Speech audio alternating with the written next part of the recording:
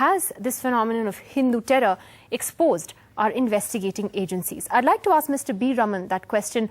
Mr. Raman, how do you look at this?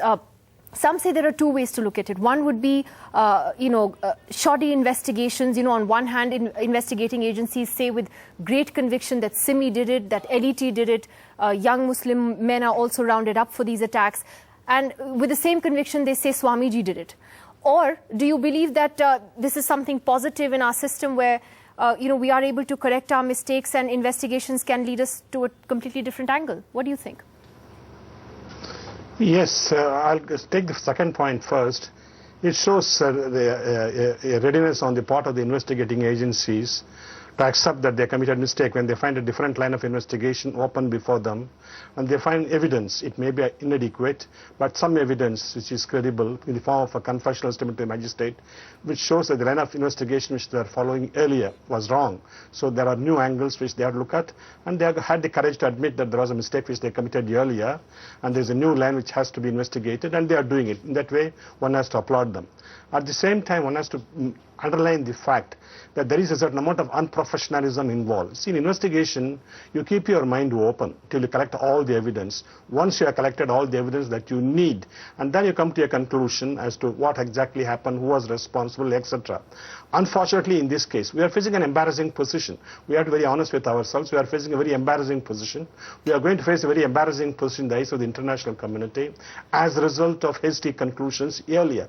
Before collecting all the evidence, within a few days of the terrorist incidents taking place, they came out with hasty conclusions as to who was responsible, etc. They blamed some jihadi organizations, and now they find that what they did earlier is not correct. The fresh investigation points in a different direction. Raman, my question also then is, and you pointed out, the hasty way in which these investigations were conducted, but I think a lot of people just don't understand. If the same investigating agency says with such conviction that the Lashkar did it, and tomorrow you say that radical Hindu groups did it, sometimes, we ask, what should we believe? Could this be true as well?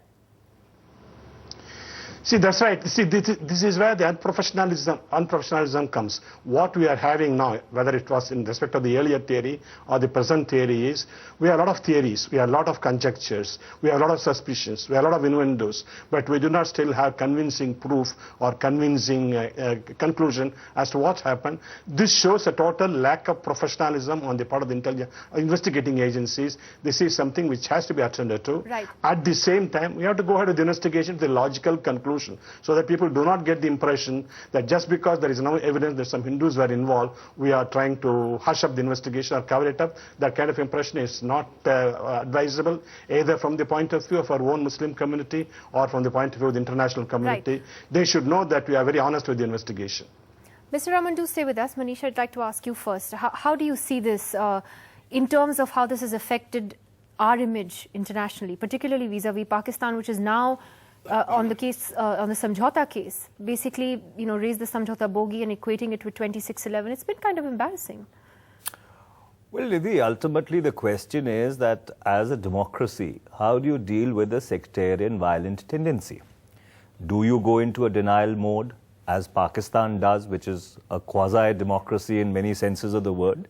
Or do you face it upfront and straight, acknowledge that yes, there is a problem, and then set out to deal with it? You see, insofar as the investigations into the Samjhauta blast or the various incidents which took place between 2006 and 2008 in Ajmer, Malegaon, Mudasa and Hyderabad are concerned, those investigations are on.